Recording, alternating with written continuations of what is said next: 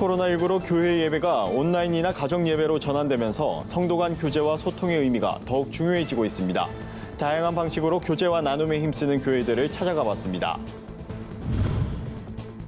코로나19로 어려움을 겪는 기독교인들의 신앙 회복을 돕는 책을 소개합니다.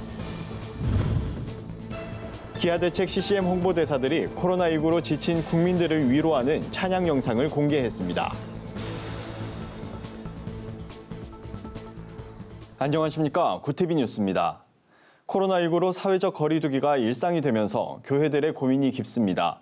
예배는 온라인이나 가정 예배로 전환하고 있지만 교인들 간의 소통의 장이 막혀 아쉬움을 토로하는 성도들이 많은데요.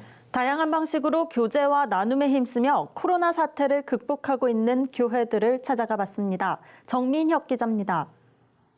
코로나 사태가 장기화하면서 교회의 가장 큰 고민은 성도들 간의 교제 자체가 어려워졌다는 겁니다. 성도들에게 교제와 나눔은 예배 못지않게 중요한 신앙생활의 한 부분입니다. 그런데 코로나19로 많은 교회들이 구역이나 셀과 같은 소그룹 모임들도 함께 중단하면서 아쉬움을 털어놓는 성도들이 많습니다. 이런 가운데 목회자와 성도들이 서로 소통하고 교제할 수 있는 방법을 찾아 나선 교회들이 있습니다. 여의도 제1교회 박대준 목사는 작은 화분을 들고 성도들의 집을 방문했습니다. 부활절을 앞두고 성도들과 함께 생명의 의미를 되새긴다는 의미를 담아 백합 씨가 심겨진 화분을 준비했습니다. 사순절 기간이고 부활주일이니까 좀 의미 있는 게 없을까 싶어서 백합 화분을 준비하게 됐습니다. 예수님 부활절을 맞는 백합의 의미도 있고 또 생명에 대한 의미도 있으니까 그래서 그걸 화분에다 심어가지고 준비해서 가지고 방문하게 됐는데요. 교인들은 박 목사의 방문에 감사의 인사를 전했습니다. 예상치 못한 선물에 놀라는 모습을 보이기도 했습니다. 기분이 좋죠. 행복한 거죠, 그게. 왜냐면 난 목사님이 선물을 주신다고 그래서 이런 걸 가져올 줄 난 몰랐죠. 네, 그 화분이 백합화라고 해서 2주면 또 싹이 나서 올라오고 꽃도 핀다고 하니까 또 부활절이 새롭게 금년에는 또 다가올 것 같아요. 하늘꿈 연동교회는 커피 마시며 수다 떨기라는 재밌는 프로젝트를 시작했습니다. 목회자들은 교인들과 만나 편하게 대화를 나눕니다. 이렇게 너무 신방이라고 하면은 또 부담을 느끼시는 분들도 있고 그러다 보니까 저희가 이제 교회에서 방역을 철저하게 잘 하고 있는 상황에서 교회에서 또 이렇게 만나면서 자연스럽게 이렇게 편하게 얘기를 할 수 있도록 그래서 이제 그 단어도 저희가 수다 떨기라는 이제 커피 마시면서 수다 떨기로 이렇게 또 저희가 명칭을 한 것도 있는데요. 그렇게 해서 진행하다 보니까 성도님들 반응도 좋고 참 하기를 잘했다라는 생각이 드는 것 같습니다. 교회 학교 아이들을 위해 찾아가는 신방을 하는 교회도 있습니다. 원미동 교회 최봉철 목사는 아이들의 집을 찾아가 말씀을 나누고 있습니다. 집을 방문할 땐 아이들을 위해 손수 포장한 라면과 손편지도 함께 들고 갑니다. 자녀들이 제일 좋아하는 것, 또 우리가 줄 수 있는 것 무엇이 있을까 하다가 라면을 생각을 했습니다. 뭐 청소년들은 다 라면 좋아하고 뭐 어린이들도 다 좋아하고 그래서 이제 그 교회학교 어린이들, 교회학교 자녀들 유치부부터 고등부 학생들까지 그 각각 집마다 그러니까 뭐 라면을 드립니다라고 광고도 안 하고 그냥 당일날 바로바로 갖다 줬어요. 그래서 선생님들이 주소를 보고 라면하고 또 교회에서 주는 편지하고 방문해서 코로나 사태로 어려운 시기 다양한 방식으로 교제와 나눔에 힘쓰며 일상에서의 예배를 실천하려는 교회들의 노력이 새로운 도전과 희망으로 다가옵니다. 구티비 뉴스 정민혁입니다. 코로나19로 외출이나 모임 등 사회 활동이 위축되면서 심리적인 불안이나 우울로 힘들어하는 분들 많으실 텐데요. 사순절 기간이기도 한 요즘 신앙의 회복을 돕는 책들과 함께하는 것도 좋을 것 같습니다. 크리스천들에게 위로와 희망을 전하는 책을 모아봤습니다. 한혜인 기자입니다. 지구육과 함께하는 40일 말씀 묵상은 사순절인 40일 동안 환경과 자연에 대해 묵상할 수 있도록 돕는 묵상집입니다. 남우주 연합교회 평신도 과학자들과 목회자들로 구성된 환경행동그룹이 개발한 앱 저스트 얼스에 포함된 내용을 기독교 환경교육센터 살림이 엮었습니다. 생명 존중, 지속성을 위한 자각 등을 주제로 환경에 대한 글이 날짜별로 수록됐으며 관련된 인용구와 행동 지침, 기도문이 포함됐습니다. 기독교 환경교육센터 살림은 성경은 하나님이 창조하신 피조 세계에 대해 하나님의 자녀들이 하나님의 창조물을 양육하고 돌볼 책임이 있다는 것을 분명히 하고 있다고 강조합니다. 이어 환경과 지구를 위해 기도하기를 원하는 기독교인들에게 묵상집이 잘 활용되길 바란다고 이야기합니다. 코로나 사태로 좌절과 절망에 빠진 성도들을 위로하는 책 하나님의 때도 눈길을 끕니다. 저자 햇살콩 김나단 김현선 부부는 글과 그림을 통해 기다림에 지쳐갈 때에도 보이지 않게 일하시는 하나님을 신뢰하라는 위로의 메시지를 전합니다. 책은 하나님께 내 마음을 털어놓아야 할 때, 하나님을 더욱 간절히 찾아야 할 때, 하나님의 음성에 귀 기울여야 할 때, 하나님을 전적으로 신뢰해야 할 때로 구성됐습니다. 김나단 김현선 부부는 하나님의 때를 기다린다는 말은 하나님이 나와 함께 하심을 믿고 모든 순간을 하나님께 올려드리는 것이라며 하나님의 일하심을 신뢰하며 그분의 관점으로 바라보기 위해 노력한다고 말합니다. 변함없으신 하나님의 사랑이 모든 우리의 일상 가운데에 함께하고 계신다는 사실을 던지고 싶었어요. 그래서 하나님의 때를 우리가 기다린다라는 말을 많이 하는데 사실 하나님의 때는 우리의 모든 순간이다. 마주하게 되는 그 순간들을 하나님의 관점으로 들여다볼 필요가 있다. 이 부분을 말하고 싶었어요. 독자들이 책을 읽으며 하나님이 주시는 마음을 기록할 수 있는 묵상 노트도 함께 마련됐습니다. 꿈의 교회 안희묵 목사의 책 그래도 다시 시작이다는 말씀, 사랑, 믿음, 소망, 경건으로 무장해 하나님이 주실 미래를 바라봐야 한다고 강조합니다. 안 목사는 믿음의 사람을 이기게 하시는 하나님의 계획과 말씀을 따르라며 말씀이 인생의 실제가 돼야 축복한 미래를 다시 시작할 수 있다고 전합니다. 그러면서 보이지 않는 막막함과 절망 속에서도 다시 시작할 수 있게 만드는 신앙의 확신을 얻길 바란다며 마음이 무너진 사람에게 위로의 메시지를 전하고 싶다고 말합니다. 구TV 뉴스 한혜인입니다. 코로나19 사태가 장기화되면서 국민들의 피로감이 커지고 있습니다. 국제구호개발엔지오 기아대책이 위로의 메시지를 담은 찬양 영상을 공개했습니다. 이번 찬양 영상에는 기아대책 CCM 홍보대사로 활동하는 프라이드 밴드와 라스트, 김명식 등 10개 팀이 참여했습니다. 영상은 가수들이 각자의 공간에서 녹음과 촬영을 한 뒤 이를 하나로 편집하는 방식으로 제작했습니다. 찬양곡으로는 오랫동안 한국교회 성도들의 사랑을 받아온 원하고 바라고 기도합니다와 나는 믿네 두 곡이 선정됐습니다. 홍보대사들은 코로나19를 하루빨리 극복하고 다시 한자리에 모여 예배하고 찬양할 수 있길 바라는 마음을 담았다고 전했습니다. 찬양 영상은 기아대책 홈페이지와 공식 SNS 채널을 통해 확인할 수 있습니다.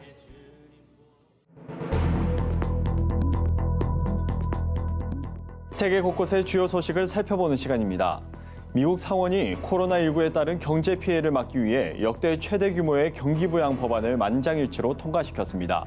법안은 하원의 표결을 거쳐 도널드 트럼프 대통령이 서명하는 즉시 발효됩니다. 자세한 소식 박은결 기자가 전해드립니다. 미국 상원이 코로나19 대응을 위해 약 2,700조 원 규모의 경기부양 패키지 법안을 가결했습니다.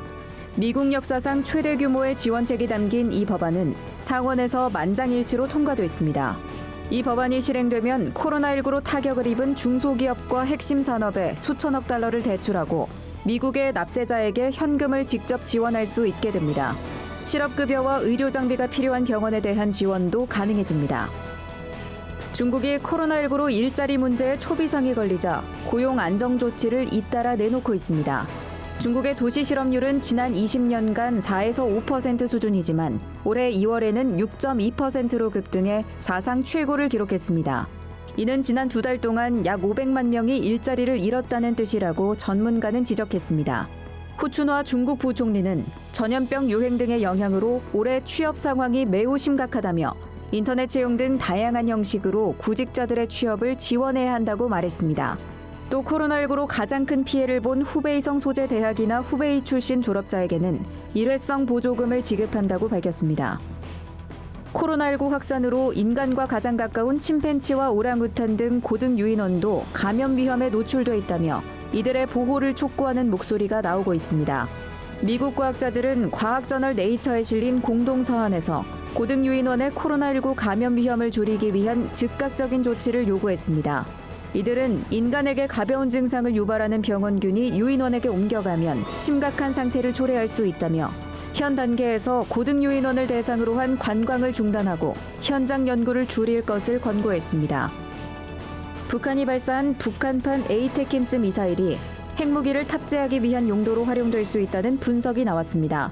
미국의 북한 전문 매체 38로스는 북한이 발사한 미사일을 KN-24라고 명명하며 이 미사일의 직경과 탄도 탑재 용량 등을 분석한 결과 전술용과 전략용으로 모두 사용할 가능성이 있다고 밝혔습니다.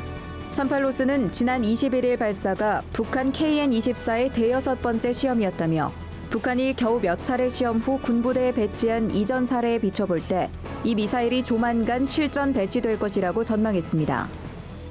남극 오존층 파괴 현상이 처음으로 회복 조짐을 나타냈습니다. 1987년 200여 개국 정부는 오존층 파괴를 막기 위해 냉매와 압축가스 등 오존 파괴 물질의 생산을 제한하는 몬트리올 의정서를 체결했습니다. 과학저널 네이처에 따르면 몬트리올 의정서 체결 이후 오존 구멍이 크게 줄었으며 이로 인한 남반구 제트기류의 이상 남하 현상도 멈춘 것으로 나타났습니다. 과학자들은 여전히 이산화탄소와 같은 배출물들이 환경에 파괴적인 영향을 주고 있지만 각국이 협력하면 망가진 기후 체계를 개선할 수 있다고 평가했습니다. 구TV 뉴스 박은결입니다. 오늘의 사회 이슈를 윤인경 기자가 종합해 보도합니다. 오늘의 이슈 포커스입니다. 문재인 대통령이 G20 특별화상 정상회의에서 한국의 코로나 대응이 성공적인 모델이라고 소개하며 이를 국제사회와 공유하고자 한다고 밝혔습니다. 문 대통령은 한국 정부는 개방성과 투명성, 민주성이란 3대 원칙에 따라 대응하고 있다며 국제사회의 코로나 백신 개발과 보건 분야 협력, 개도국의 감염병 대응 역량 강화에도 적극 동참해 나갈 것이라고 강조했습니다. 줄스텐 트리도 캐나다 총리는 이날 통화에서 한국에서 이루어진 광범위하고 빠른 검사와 접촉자 추적은 매우 중요하다고 생각한다며 한국을 배우고 싶다고 언급했습니다. 4.15 총선 후보 등록이 마감된 가운데 이번 총선에도 승려와 목수, 서당훈장 등 이색 이력을 보유한 후보가 다수 출마한 것으로 알려졌습니다.